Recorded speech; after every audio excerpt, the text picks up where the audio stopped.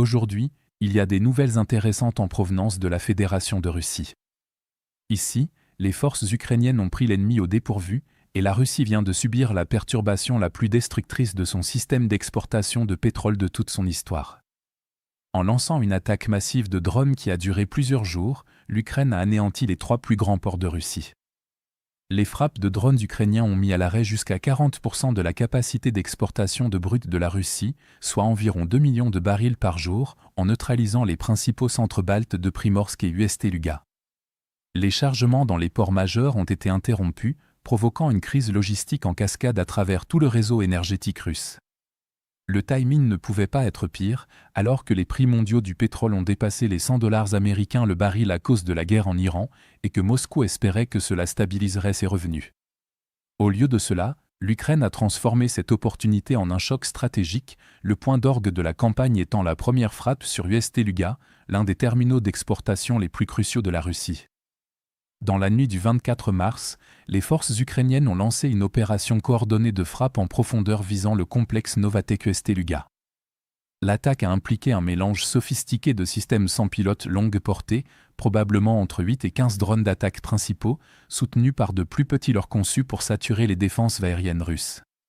Ces drones ont parcouru environ 1000 km depuis le territoire ukrainien, pénétrant profondément dans l'espace aérien russe et atteignant le golfe de Finlande près de la frontière estonienne. Les preuves suggèrent l'utilisation de drones kamikazes à voilure fixe, optimisés pour l'endurance et la précision. Les Ukrainiens ont également utilisé de petits avions à hélices modifiés pour voler en tant qu'aéronefs sans pilote, équipés de bombes FAB largables fixées en dessous, qui pouvaient être larguées sur la cible, en plus d'utiliser l'appareil comme plateforme kamikaze. L'ampleur de l'opération indique l'un des plus grands barrages de drones ukrainiens de la guerre, et les autorités russes ont affirmé que plusieurs centaines de drones avaient été interceptés à l'échelle nationale, mais de nombreux systèmes ont réussi à franchir le périmètre défensif.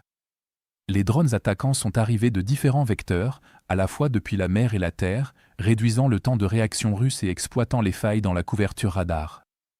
Une fois dans la zone cible, ils ont frappé des éléments clés de l'infrastructure du terminal, notamment les réservoirs de stockage, les racks de chargement et les installations de manutention de carburant essentiels au transfert des produits pétroliers vers les pétroliers.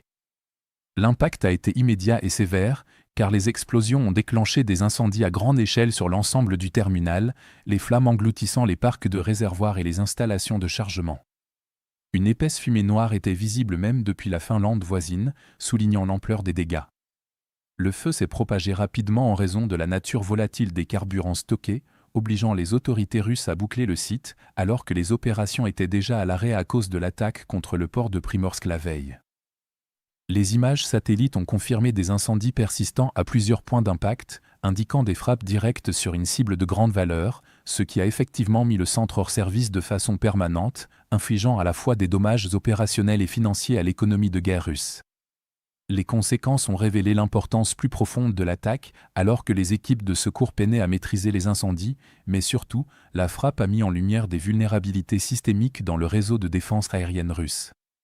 Parallèlement, des drones ukrainiens ont frappé le chantier naval de Vyborg dans la même région, endommageant 2 brise-glaces de patrouille, réduisant la capacité de la Russie à sécuriser les routes maritimes de la Baltique, notamment en conditions hivernales. La campagne ukrainienne coordonnée a également visé la raffinerie de pétrole Kirichitou dans la région de Leningrad en Russie, des données de NASA confirmant un immense incendie sur l'ensemble du complexe industriel. La réaction en Russie a été virulente, alors qu'analystes et commentateurs se sont mis à chercher des responsables, se demandant comment une cible de si grande valeur avait pu être frappée avec autant d'efficacité. Les Ukrainiens ont jeté de l'huile sur le feu en déclarant à juste titre qu'il s'agissait de la première fois depuis la Seconde Guerre mondiale que Leningrad était touché par des bombes aériennes, ce qui a encore attisé la colère des critiques russes. Cependant, alors que les Russes étaient occupés à se rejeter la faute au lieu de combler les lacunes flagrantes de leur défense aérienne, les Ukrainiens ont lancé une 2 vagues de frappes sur Ust-Luga. La riposte ukrainienne a consisté en une vague de drones plus resserrés et plus ciblés, qui a de nouveau pénétré les défenses aériennes et frappé les zones de manutention de carburant, déclenchant de nouveaux incendies alors que les précédents brûlaient encore. Cette approche en 2 temps a permis de s'assurer que les infrastructures jusque-là épargnées étaient également détruites, aggravant ainsi la perturbation. Dans l'ensemble, le ciblage de tous ces éléments montre que l'Ukraine n'a pas mené des frappes isolées, mais une campagne coordonnée visant l'ensemble de l'écosystème d'exportation, ports, infrastructures et capacités maritimes de soutien. L'Ukraine a porté un coup stratégique décisif au moment même où la Russie espérait profiter de la flambée des prix du pétrole provoquée par la guerre en Iran, mais c'est finalement son système d'exportation qui a été paralysé. Avec un inimaginable 40% de sa capacité d'exportation pétrolière anéantie, des ports en feu pendant des jours et des frappes de suivi qui se poursuivent, la question n'est plus de savoir si la Russie pourra se remettre rapidement, mais si l'Ukraine frappera à nouveau avant que la Russie n'en ait la possibilité.